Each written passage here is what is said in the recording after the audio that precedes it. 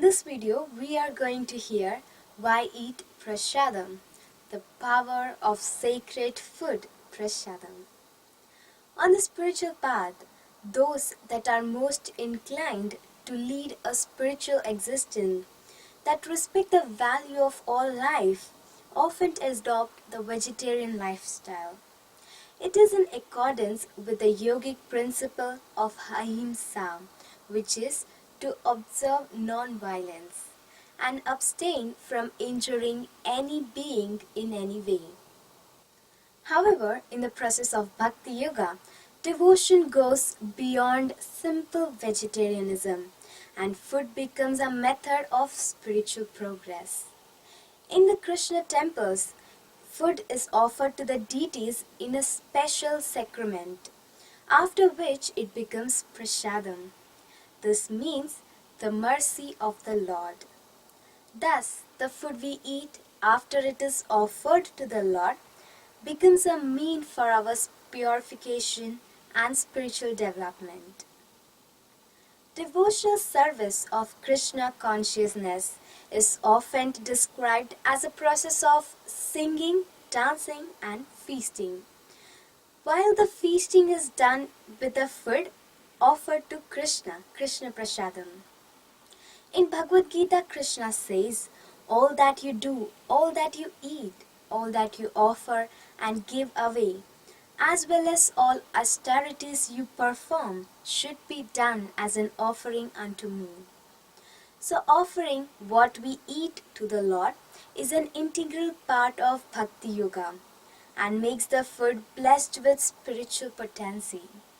Then such food is called Prasadam or the mercy of Lord. The Lord also describes what He accepts as offering. If one offers me with love and devotion, a leaf, a flower, fruit or water, I will accept it. So we offer what Krishna likes, not these items which are distasteful to Him. We do not use garlic, onion or mushroom when we prepare food for Krishna. The Lord is fully satisfied within Himself. He is the creator of all, so everything is already His. He supplies us with food through nature, but we give thanks to Him by offering it back in a mood of loving devotion. So if His devotees offer something with love out of His causeless mercy, Krishna accepts it. The Lord is never hunger for our food, but our love and devotion we offer. And then He reciprocates with that love. So on the spiritual path, eating food that is first offered to God is the ultimate perfection of a vegetarian diet. The Vedic literature explains that the purpose of human life is reawakening the soul's original relationship with God, and accepting prasadam is a way to help us reach that goal. The food is meant to be cooked with a consciousness of love, knowing that it will be offered to Lord Krishna. In a spiritual world, Radharani cooks for Krishna, and she never cooks the same preparation twice. The temple kitchen is understood to belong to Radharani. The ingredients are selected with good care, fresh and must be pure vegetarian. Also, in cooking for Krishna, we do not taste the preparations while cooking. We leave the first taste for Krishna when it is offered. After all the preparations are ready, we take a portion of each one and place it in our bowls on a special plate and then take it to the altar to offer it to the deities or picture of Krishna.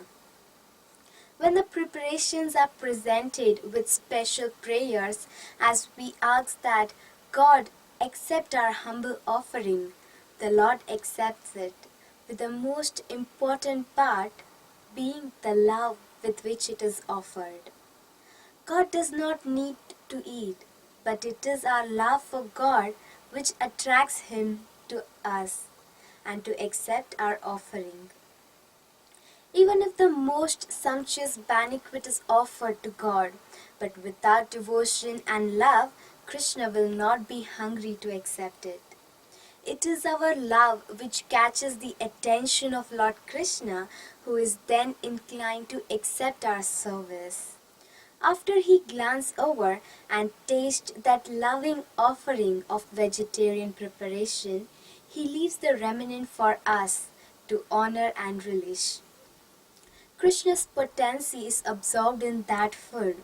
In this way, material substance becomes spiritualized, which then affects our body and mind in a similar way. This is His mercy, special mercy for us.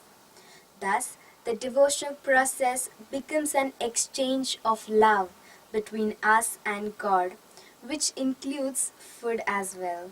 And that food does not only nourishes our body but purifies our consciousness. By relishing this sacred food of Krishna Prasadam, it purifies our heart and protects us from falling into illusion.